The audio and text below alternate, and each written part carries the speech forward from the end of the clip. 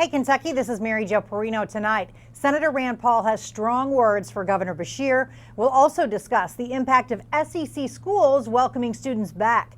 Plus, part 2 of my talk with Congressman Thomas Massie. All that and more is next on Hey, Kentucky.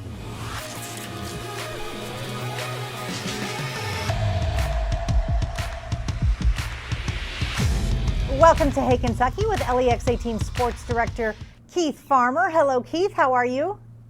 Doing well today. How are you? I'm doing good. We've got some sports news to get to today, but first, Rand Paul is topping our headlines. A new editorial by the Kentucky senator doesn't mince words in criticizing governors and other state and local officials across the country and right here in the Bluegrass. The senator's statement reads in part, quote, "Economic czars in the form of governors, including in my own state of Kentucky, are taking it on themselves to decree which businesses will live and which will shutter for continually extended lengths of time. The czars decide who can and can't get medical treatment and restrict fundamental liberties such as the right to gather to worship," end quote. Paul goes on to talk about other cases where he believes the state and local officials have acted unilaterally, comparing the situation to communist countries. As of this taping, Governor Beshear had not offered a response, but we do expect he'll be at least asked about it in his daily briefing. Keith, we're all kind of getting to the breaking point here where we want to see things open back up. But to me, Rand Paul's taking it a little far here. I mean, do I think that Governor Andy Beshear has gotten a little bit of a big head being in front of the camera every day at 5 o'clock? Maybe so. Maybe he could condense it a little bit more. Do I think he's gone overboard in trying to protect Kentucky? No, I do not. I think he's done a wonderful job of what he's had to do and in a tough call because we know it's affecting everyone. We know it's affecting a lot of businesses, but it was something that had to be done. Yeah, it's just still a far cry from communism and tyranny. Far cry. Yeah, and all governors that way, not just Governor Beshear. I just really think we're all in unprecedented times, and how do you know what exactly is the right thing to do? As we enter Kentucky's graduation season, some students and families are pushing back against the changes prompted by this pandemic. Graduating seniors in Boone County were set to protest outside the Board of Education this afternoon after the school system chose to hold a virtual ceremony. Travis Fletcher says he and his classmates are upset at the decision to forego a more traditional ceremony. So we'll be out there with signs in support of our seniors and asking for a change in the decision.